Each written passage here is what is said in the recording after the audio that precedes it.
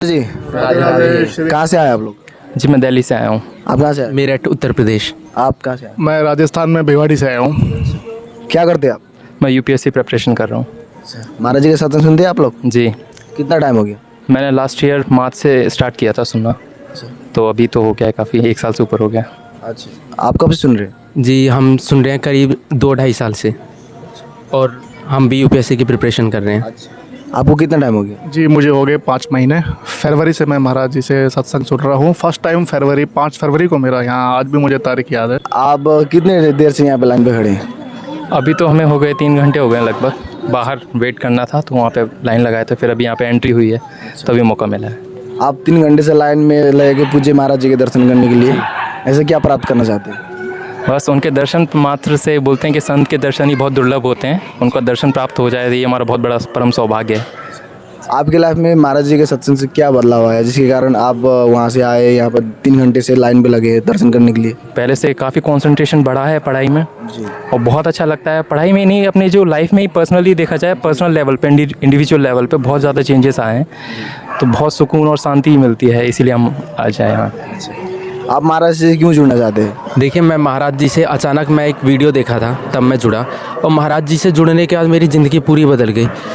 पूरा संसार आपको उकसाने में लगा रहता है, बट महाराज जी आपको विवेक प्रदान करते हैं। महाराज जी आपको भगवान से अपनापन सिखाते हैं कि आप ये देखो कि आप राधा रानी के अपने हो, बाकी निफराम हो जाओ। महाराज जी आपको निर्भीक बनाते हैं। जो संसार दुखालय शाश्वतम है, उसी खतरनाक संसार में महाराज जी आपको निश्चिंत, निर्भीक, निर्भय ऐसा प्रदान करते हैं कि आप दोनों हाथ खड़े करके करो, बने तो रघुवर थे बने से महाराज जी कहते हैं, बिगड़े तो भरपूर, कि अब जितनी बिगाड़नी है भरपूर बिगाड़ो, पर बने तो रघुवर थे बने।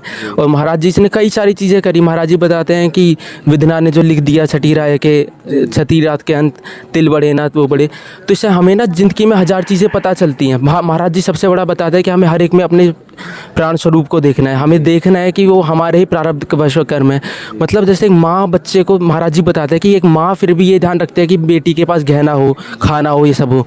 बट संत क्या है, संत माँ से भी बड़े होते हैं। वो ये देखते हैं कि इस बच्चे का इहलोक भी सुधरे और परलोक भी सुधरे, और वैसा ही वात्सल्य महाराज जी का सबके प्रति रहता है कि मैं कैसे सब बच्चों को पूरा वो करूँ। और अगर ये उस वात्सल्य के बिना ये संभव नहीं होता है कि मैं वही कह रहा था, ये लोग पता नहीं कब में सोते हैं, कब में जगते हैं, जो रंगोली बना रहे हैं। आप पूछ रहे थे आप 3 घंटे से लगे, हम महाराज जी के लिए 3 जन्मों तक लग सकते हैं। क्योंकि कहाँ तो हम पहले संसार में सड़ रहे थे, रो रहे थे, आत्महत्या के विचार आते थे, क्या क्या नहीं होता था, और अब बिल्कुल 1000 दिक्कतें आती हैं तब भी हंसते रहते। तो महाराज जी ने हमको राधा रानी से अपनापन कराया और हमको इतना सब कुछ दिया। हम ये तो कभी, महाराज जी कहते हैं ना, बात की बात, तो इस बात का तो कोई अंत ही नहीं है।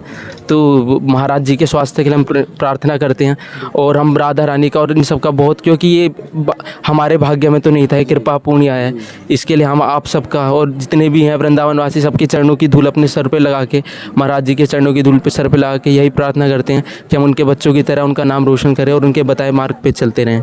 ये मैं आपको बताना चाहूँगा, मैं महाराज जी का सत्संग दिन में करीब 1.5 से 2 घंटा सुनता हूँ, लेकिन उसके लिए मैं कभी भी अलग से टाइम नहीं निकालता। मैं 12 से लेकर 15 घंटे पढ़ता हूँ, बल्कि 18 घंटे। मैं क्या करता हूँ, सुबह स्नान करता हूँ, महाराज जी का लाउड स्पीकर पे लगा देता हूँ।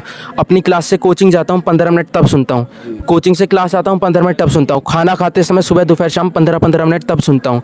कुछ भी काम जो फालतू का है, अब उसमें क्या है, जो मैं पहले एक फालतू का वेस्ट करता था, मैं सत्संग सुनता हूँ, तो उसमें अलग से तो मैंने 1 सेकंड भी नहीं निकाला।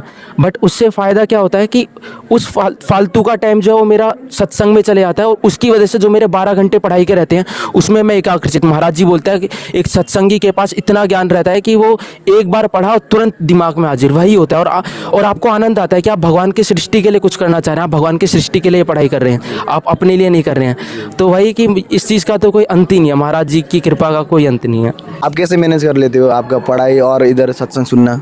जी मैंने ऐसा कर रखा था कि मेरे जैसे शेड्यूल है पढ़ाई का, तो मैंने तो ऐसा बना रखा था कि रोज़ सोने से पहले आधे से कम से कम आधा घंटा या फिर 45 मिनट से लगभग महाराज जी का सत्संग सुन के सोते हैं, तो बहुत अच्छी नींद भी आती है और बहुत सुकून भी मिलता है। मतलब बहुत पहले नहीं होता ना कि जैसे पहले दिमाग में चीज़ें चलती रहती हैं, सो भी रहे हैं लेकिन आप सो रहे हैं लेकिन आपका दिमाग चल रहा है। तो सत्संग सुनने से मेरा ये बहुत बेनिफिट हुआ कि नींद बहुत अच्छी आती है, और महाराज जी का सत्संग और ज्ञान की बातें तो मिल ही रही हैं साथ। तो वही मैंने टाइम फ्रेम फिक्स कर रखा है रात में सोने से पहले। जी अच्छा, महाराज जी का सत्संग कब और कैसे आप लोगों को सुनने को मिला पहली बार?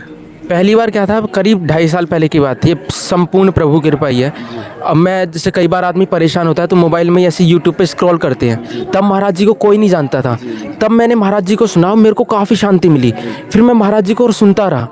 फिर बाद में ये अभी मैंने देखा महाराज जी का जो वैभव राधा रानी ने दिखाया पूरी दुनिया को 1-2 साल में, लेकिन मैं उससे पहले से लगातार सुनते रहता था। और ये संतों की कृपा है कि महाराज जी का जीवन में आगमन हुआ।